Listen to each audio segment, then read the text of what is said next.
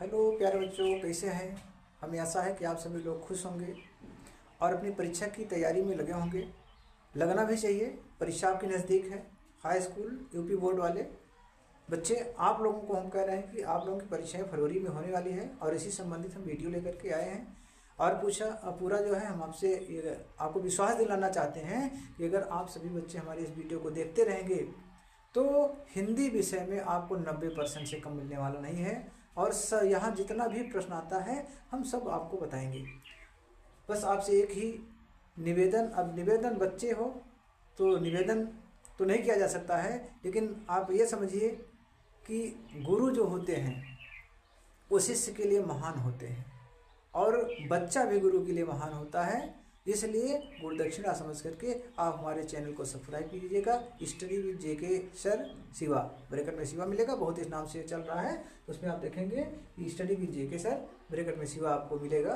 तो ये सब्सक्राइब कीजिएगा और बेल आइकन को भी दबा दीजिएगा, जिससे हमारा जो भी वीडियो बढ़े वो सबसे पहले आपको देखने को मिले। चलिए समय न गवाते हुए चलिए हम यहाँ देखते हैं कि इस धनुष भंग में, सबसे पहले धनुष भंग हम आपको पढ़ेंगे। तो धनुष भंग में है क्या कि यहाँ भगवान राम जी, बहुत शार्ट शब्दों में हम आपको समझाते चल रहे हैं कि भगवान राम धनुष तोड़ने के लिए खड़े हो गए हैं। कहाँ? मंच पर, जो स्टेज बना होता है उस पर खड़े हो गए हैं। और खड़े होने के बाद क्या है, वो किस प्रकार से लगते हैं, किस प्रकार से दिखाई देते हैं। और वहाँ जितने भी लोग बैठे हुए हैं, वो राजा हो, ऋषि मुनि हो, या जो भी वहाँ उस सभा में बैठे हुए हैं, वो किस प्रकार से अनुभव करते हैं, इसका इस दोहा और इस चौपाई में गोस्वामी तुलसीदास जी बहुत ही मार्मिक ढंग से बताएं। तो देखिए किस प्रकार से कि उदित उदय गिरि मंच पर रघुबर बाल पतंग और बिकसे संत सरोज रज सब, बिकसे संत सरोज सब हर्षे लोचन भृंग। क्या कहे कि उदित माने उदय हो गया है, उदयगिर ये पहाड़, उदयगिरी नामक पहाड़ पर, मंच माने मंच, पर माने पर, यानी उदयगिर रूपी मंच पर उदय हो गया है किसका? रघुबर बाल पतंग, यानी बाल पतंग माने प्रातःकालीन सूर्य, यानी प्रातः के समय, सुबह के समय जो सूर्य दिखाई देता है। तो कह रहे हैं कि रघुबर रूपी बाल पतंग का उदय हो गया है। अर्थात भगवान श्री राम जब उस मंच पर खड़े होते हैं तो ऐसा लगता है कि उदयगिरी पर्वत पर प्रातःकालीन सूर्य का उदय हो गया हो। और विकसे संत सरोज सब, विकसे माने विकसित हो जाते हैं, संत माने संत महात्मा जितने थे, सरोज माने कमल, तो कमल रूपी जितने भी संत महात्मा थे वो विकसित हो जाते हैं, अर्थात प्रसन्नचित हो जाते हैं। और हर्षे लोचन भृंग, और उनका भृंग यानी भौरा रूपी आंखें जो होती हैं वो भी खुशी से झूम उठती हैं, अर्थात उनकी आंखें भी शोभायमान होने लगती हैं, खुश हो जाती हैं। इसके बाद कह रहे हैं कि निरपन केरी आसानी सी नासी और बचन नखत यौली न प्रकाशी, यानी क्या बता रहे हैं गोस्वामी जी? बता रहे हैं कि निरपन यानी जितने भी राजा वहां बैठे हुए थे जो धनुष को तोड़ नहीं पाए, वो सभी लोगों की उनकी स्थिति क्या है बता रहे हैं कि निरपन जितने भी राजा बैठे हुए थे उनकी आशा रूपी निश का नाश हो गया। आशा निश माने ना, देखिए यहाँ अवधी भाषा में लिखा गया है, नहीं तो आशा में बड़ा सा होता है, निश में भी बड़ा सा होता है, नाश में भी बड़ा सा। तो इसको आप ध्यान दीजिएगा, ये मत सोचिएगा कि गुरुजी गलत लिखे हैं, ऐसा कुछ भी नहीं है। यहाँ आप देखेंगे तो अवधी भाषा में लिखा गया है और लिखने में बहुत मेहनत लगा है, इसीलिए हम आप लोगों से कह रहे हैं कि हमारे चैनल को सब्सक्राइब कर लीजिएगा। तो देखिए क्या है कि निरपन हिकेरी आसानी सिनासी, यानी राजा जितने भी राजा वहां बैठे हुए थे जो ये आशा करके बैठे हुए थे कि अगर धनुष नहीं टूटेगा तो हो सकता है कि अभी रानी किसी का वर्ण वैसे कर ले। तो बहुत सुंदर सुंदर मोटे मोटे बैठे हुए थे, वो यही सोच रहे थे, लेकिन क्या हुआ कि बचन नखत अवली न प्रकाशी, यानी जब भगवान राम उस पर खड़े हो गए मंच पर धनुष को तोड़ने के लिए, तो सभी समझ गए कि अब तो धनुष टूट जाएगा। तो बचन नखत अवली न प्रकाशी, तो बचन नखत माने बचन रूपी नक्षत्रों का जिसे आप कहते हैं, अवली माने समूह, प्रकाशित नहीं हो रहा था, अर्थात उन राजाओं के मुंह से आवाज नहीं निकल रही थी कि अब तो समझ गए भैया अब कुछ होने वाला नहीं है, भगवान राम धनुष तोड़ देंगे। फिर मानी महिप कूद सकुचाने, जितने अभिमानी, मानी मानी अभिमानी, अभिमानी महिप माने राजा बैठे हुए थे वो कूद माने कूदनी की तरह सकुचाने माने संकुचित तो हो गए, यानी बटुर करके बैठ गए। आप ये कह सकते हैं कि शर्मिंदा होकर के बैठ गए। और कपटी भूप उलोक लुकाने, जितने वहाँ छल कपट रूपी राजा बैठे हुए थे, भूप बैठे हुए थे, वो उलूक माने उल्लू की तरह लुकाने माने छिप गए। और भये विशोक को कमुनि देवा, बरस ही सुमन जनाव ही सेवा। क्या होता है कि भये विशोक, बी माने विशोक, शोक माने चिंता होता, बी माने रहित, तो चिंता रहित हो गए। कौन? को कमुनि देवा, यानी मुनि, जो कोक माने चपा पक्षी होता है, तो कोक रूपी जो मुनि और देवता वहां बैठे हुए थे वो सभी विशोक हो गए, यानी चिंता रहित हो गए। अर्थात अब चिंता उनको करने की जरूरत नहीं थी। क्यों? क्योंकि भगवान राम धनुष तोड़ने के लिए खड़े हो गए थे। और बरसहि सुमन जनावहि सेवा, बरसहि माने वर्षा करते हैं, सुमन माने पुष्प की, जनावहि माने जनाते हैं, प्रदर्शित करते हैं, सेवा माने सेवा को, और पुष्प वर्षा करके अपनी सेवा को प्रस्तुत करते हैं, प्रदर्शित करते हैं, दिखाते हैं, सो करते हैं। अगुर पद बंदी सहित अनुरागा, राम मुनि न सनयाय सुमांगा। क्या होता है कि गुरु पद, इसी बीच में क्या होता है कि भगवान राम, गुरु माने गुरु के पद माने चरण, चरण जिसे आप पैर कहते हैं, बंदी माने वंदना करके, सहित माने सहित, अनुराग माने प्रेम, यानी भगवान श्री राम क्या करते हैं कि अपने गुरु के चरणों की प्रेम के साथ वंदना करके, और राम यानी वही राम बता रहे हैं कि राम जो है अपने गुरु के पैरों की प्रेम के साथ वंदना करके मुनि ने सन आयस मांगा, जितने भी मुनि वहां बैठे हुए थे उनसे भी आज्ञा मांगी, आशीर्वाद मांगे, और फिर क्या किए कि सहज ही चले सकल जग स्वामी। सहज माने सरलता पूर्वक, चले माने चल पड़ते हैं, सकल माने संपूर्ण, जग माने संसार, और स्वामी माने ईश्वरीय भगवान। तो क्या हो गया कि बड़ी सरलता से संपूर्ण संसार के स्वामी चल पड़ते हैं। और जब चल पड़ते हैं तो ऐसा लगता है कि मत मंजुबर कुंजर गामी, मत माने मत वाला, मंजुबर माने श्रेष्ठ, कुंजर माने हाथी, और गामी माने चल रहा हो। तो ऐसा लगता था कि कोई श्रेष्ठ मत वाला हाथी चल रहा हो।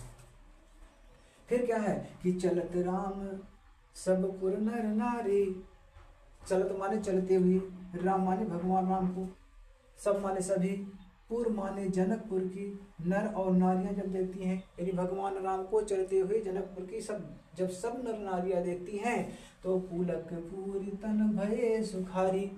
पुलक माने पुलकित हो जाता है, पूरी माने पूरा, तन माने शरीर, उनका पूरा शरीर जो है ये पुलकित हो जाता है, रोमांचित हो जाता है, और भय सुखारी, और सुख का अनुभव करने लगते हैं।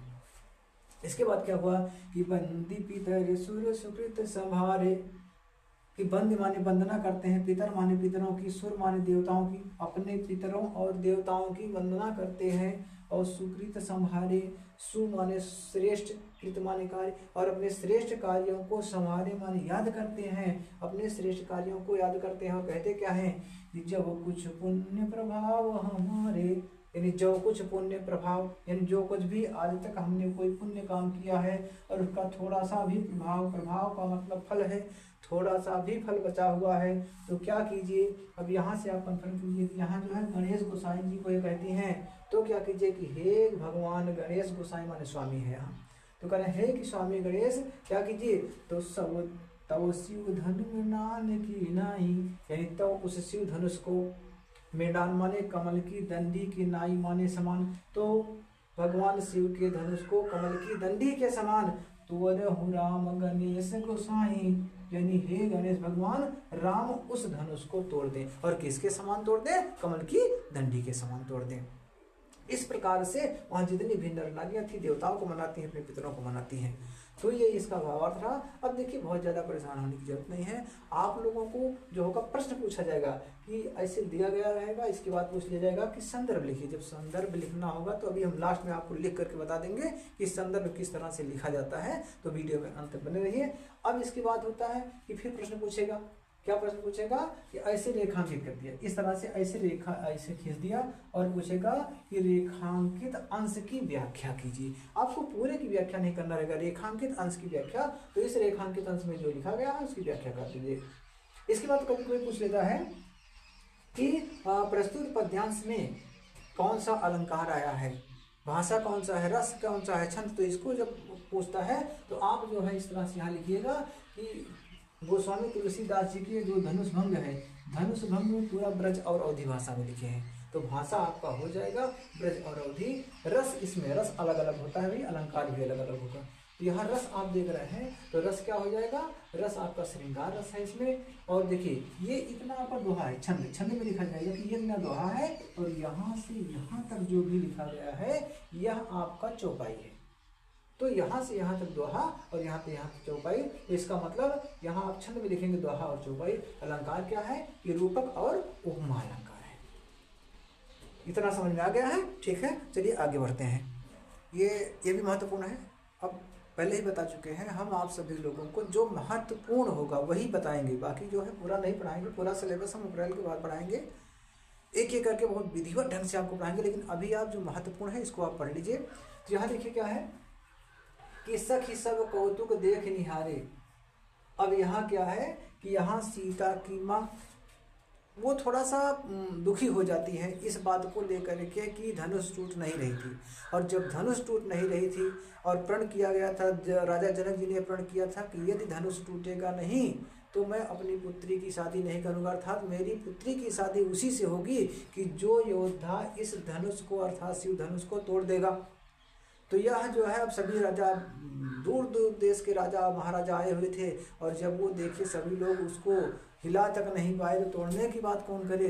तो इस चीज से जो है उनकी माता सीता जी जो है व्याकुल हो जाती हैं। उसी का वर्णन यहाँ गोस्वामी तुलसीदास जी किए हैं, किस तरह के कि सखी सब कौतुक देख निहारे और जीव कहावत ही तू हमारे। यानी हे सखी, एक सखी को अपने पास बुलाती है, कहती हे सखी सुनिए कि सभी लोग कौतुक माने कुतूहल बस देख माने देख और निहारे माने निहार रहे हैं। यानी हे सखी सभी लोग कुतूहल बस केवल देख रहे हैं, निहार रहे हैं। और जो कहावत हितु हमारे, यानी जो हमारे हितैषी कहलाते थे वो भी केवल देख रहे हैं और आनंद ले रहे हैं, कुछ समझा नहीं रहे हैं। और को न बुझाए कहाए गुरु पाई, यानी किसी को बुझाई नहीं पड़ रहा है, अर्थात किसी के समझ में नहीं आ रहा है कि कहाँ ही गुरु पाही, यानी गुरु के पास जा करके कहें कि ये बालक अस हठ भल नाही, माने इस बालक का इस प्रकार से हट करना। बालक इसको कहा गया है, यहाँ बालक कहा गया है भगवान राम को कि इस बालक का, चूंकि वो जो है धनुष तोड़ने के लिए खड़े हो चुके हैं, तो कह क्या रहे हैं कि इस बालक का इस प्रकार से हट करना, हट माने जिद करना, और भल नाही माने भला नहीं है। यानी कोई गुरु के पास जाकर के नहीं कह रहा उनसे कि बता दीजिए कि इस बालक का इस प्रकार, अर्थात भगवान राम का जो है इस प्रकार से हट करना, जिद करना ठीक नहीं है। अरे रावण बाण छुआ नहीं चापा, यानी जिसको रावण जैसे, रावण माने रावण है कि जिसे रावण जैसा योद्धा ने छूने का मतलब जो है उठा तक नहीं पाया। और बाणा माने बाणासुर है, यहाँ बाणा माने बाण मत समझिएगा, यहाँ बाणा माने बाणासुर। यानी जिस धनुष को, चापा माने देखिए यहाँ चापा धनुष है कि जिस धनुष को रावण और बाणासुर जैसे योद्धा छू तक नहीं पाए, अर्थात जिसे टस से मस तक नहीं कर पाए। तो हारे सकल भूप कर इदापा, और हारे माने हार गए, सकल माने संपूर्ण, भूप माने राजा, इन जितने भी राजा यहाँ बैठे हुए थे, जो दापा करके बैठे हुए थे, घमंड करके बैठे हुए थे, अरे क्या है अभी तोड़ कर फेंक देते हैं, ऐसे राजा उसे जो है उसको तोड़ नहीं सके और वो हार गए। फिर क्या हुआ कि सोधनु राजकुंवर कर दे ही, सोधनु माने उसी धनुष को, राजकुंवर माने राजकुमार के, कर माने हाथ में, दे ही माने दे रहे हैं, मतलब उसी धनुष को राजकुमार के हाथ में दे रहे हैं। तो उदाहरण दे रही हैं कि बाल मराल की मंदर ले ही, कि क्या कभी बाल माने छोटा, बाल माने बालक है यहाँ छोटा, तो छोटा समझ लीजिए, मराल मीन्स हंस, या क्या कभी छोटा सा हंस जो है वो मंदर उठा पाया है, मंदर माने पहाड़ है। उदाहरण दे रही हैं ये सखी ये बताइए कि क्या भी कभी छोटा सा जो मराल होता, हंस होता है, वह किसी मंदिर को उठा पाया है, अर्थात किसी पहाड़ को उठा पाया है। हमें तो नहीं लगता उठा पाया है, तो अगर नहीं उठा पाया है तो यही सुकोमल जो दिखाई दे रहे हैं ये कैसे उठा पाएंगे।